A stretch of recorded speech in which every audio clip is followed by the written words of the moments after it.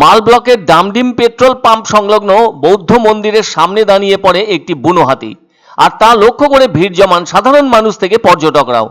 ওই হাতিটি বৌদ্ধ মন্দিরের পাশে থাকা জঙ্গল থেকে বেরিয়ে এসেছে বলে সকলের অভিমত। অদ্ভুত ঘটনা সেটি হলো ওই বুনো হাতিটি বৌদ্ধ মন্দিরের চত্বরেও প্রবেশ করে, তবে ওখানে প্রবেশ করার পর কিছুটা এদিক ওদিক হাঁটতে থাকে। স্থানীয় সূত্রে জানা গেছে বেশ কিছুদিন থেকেই বুনো হাতিটি ওই এলাকায় বিচরণ করছে। অন্যদিকে জঙ্গল লাগোয়া কৃষি জমিতে তো এখন পাকা ফসল রয়েছে, ওই ফসলও টার্গেট হতে পারে হাতিটির বলে অনুমান সকলের, কেননা পাকা ধানের প্রতি হাতিরা যথেষ্ট আকর্ষণ অনুভব করে থাকে।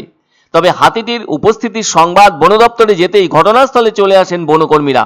তারা ভালোভাবে পর্যবেক্ষণ করছেন জঙ্গল ছোট হাতিটির। অনেকে আবার বলাবলিও করছেন ভগবান বুদ্ধর সঙ্গে তো হাতির যোগ রয়েছে, সেজন্য বোধহয় বৌদ্ধ মন্দিরে হাতিটির প্রবেশ ঘটেছে। এবার কেউ কেউ বলছেন বৌদ্ধ ধর্মে হাতির উল্লেখ আছে। এছাড়াও হাতি সম্পর্কে উচ্চ মতামতও লক্ষ্য করা যায় বলে অভিজ্ঞজনদের ধারণা। সাদা হাতিকে তো ভগবান মনে করা হয়। সেসব কথা যাই হোক না কেন, মোদ্দা কথা হলো ডুয়ার্সের জঙ্গলে হাতিদের বসবাস কোনো নতুন ব্যাপার নয়। আর মালবাজার থেকে সেবক যাওয়ার ওই রাস্তার দুদিকে অনেক সময় হাতির দর্শন হয়ে থাকে। তাছাড়া হাতিদের করিডোর হিসাবে ওই সব অঞ্চলের কথা অনেকেরই জানা। এটা ঠিক, হাতিকে বেশ কিছুটা সামনে থেকে দেখলে অন্যরকমই লাগে। ভেতরে ভয় ভয় ভাব থাকলেও তবুও তো অত বড় একটা প্রাণীকে দেখতে দারুণ লাগে।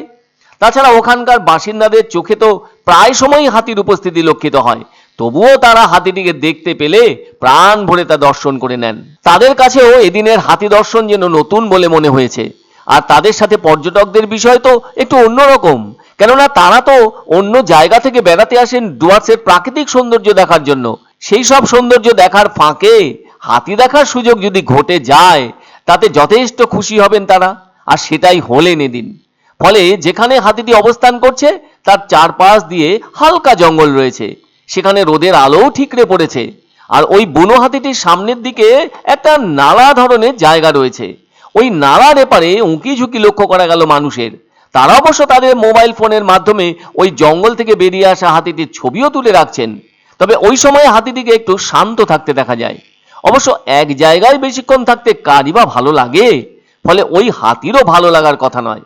সেজন্য হাতিটি সবাইকে দর্শন দিয়ে ওখান থেকে বেরিয়ে এসে সোজা ওই বৌদ্ধ মন্দিরের দিকে দুলকি চালে প্রবেশ করে। এরপর বৌদ্ধ মন্দিরের পরিচ্ছন্ন রাস্তায় এসে দাঁড়ায়।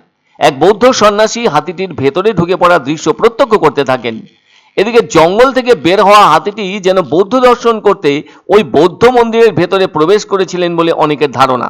কিন্তু কি তার মনে হলো তা তো হাতি নিজেই জানে। হয়তো ওই সময়ে তার জঙ্গলের কথা মনে হওয়ায় বৌদ্ধ দর্শন বাদ দিয়ে সোজা দুলকি চালে বৌদ্ধ মন্দির এলাকার ভেতর থেকে বেরিয়ে যায় জঙ্গলের দিকে। অবশ্য বনকর্মীরা সমস্ত ব্যাপারটাই লক্ষ্য রাখছেন।